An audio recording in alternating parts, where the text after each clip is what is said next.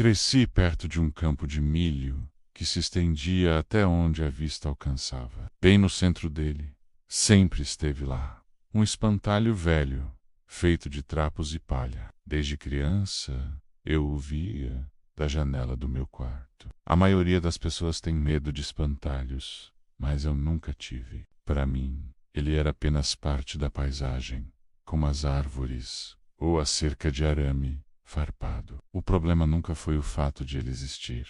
Foi o dia em que eu percebi que ele olhava de volta. O campo era um lugar silencioso. Durante o dia, o sol batia forte sobre o milharal e o vento assobiava entre as folhas secas. Um som constante e solitário. O espantalho ficava lá, imóvel. Um chapéu de palha, gasto, cobria sua cabeça de estopa, que pendia para baixo, como se estivesse envergonhado. As roupas, rasgadas e desbotadas pelo tempo, balançavam levemente com a brisa.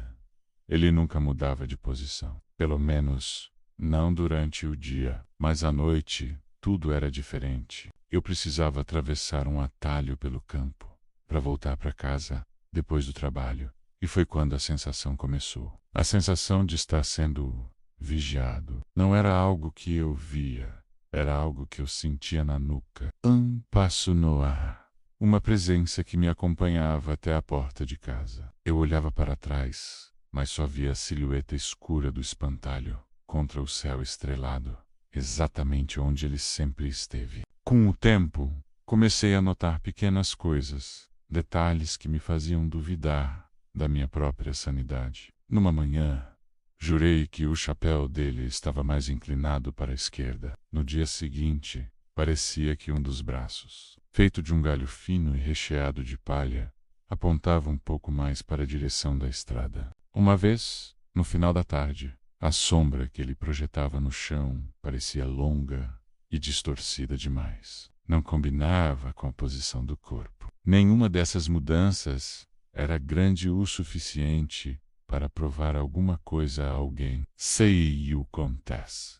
Diriam que era o vento ou minha imaginação. Mas para mim, eram o suficiente para plantar uma semente de medo que crescia a cada dia. Aquela figura de palha não era mais só um objeto inanimado. Algo estava errado.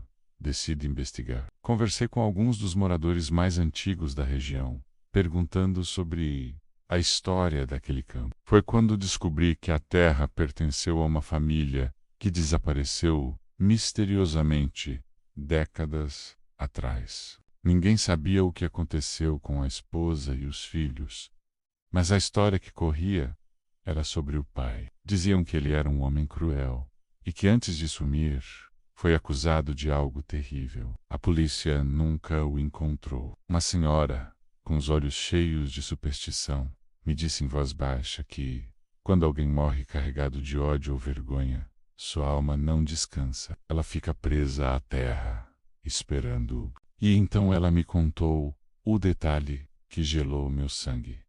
O espantalho foi erguido exatamente no mesmo lugar onde aquele homem foi visto pela última vez.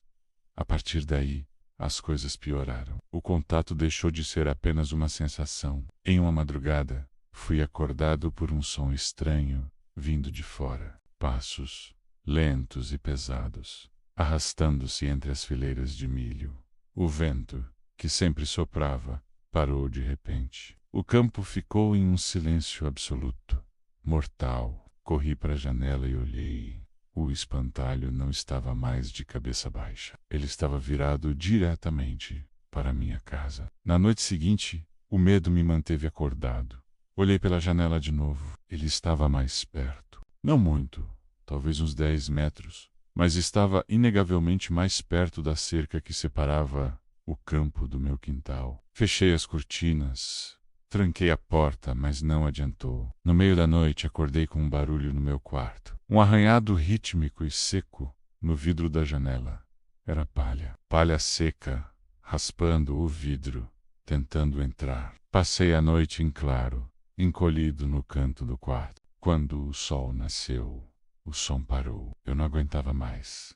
Aquele terror silencioso estava me consumindo. Em um ato de coragem forçada, ou talvez desespero, decidi que precisava enfrentar aquilo. Esperei a noite cair, peguei uma lanterna e saí de casa. Meu coração batia tão forte que parecia que ia sair pela boca. Caminhei até a cerca e apontei a luz para o meio do campo. O lugar dele estava vazio. O poste de madeira estava lá, nu, sem nada pendurado. Um alívio momentâneo me invadiu, mas durou pouco. Foi quando eu senti um arrepio na espinha, um cheiro forte de terra úmida, palha velha e roupa molhada pela chuva, e a sensação inconfundível de que havia algo bem atrás de mim. Fiquei paralisado. Então, um sussurro baixo, rouco e seco como folhas mortas, soou ao lado do meu ouvido. Alguém precisa ficar no campo.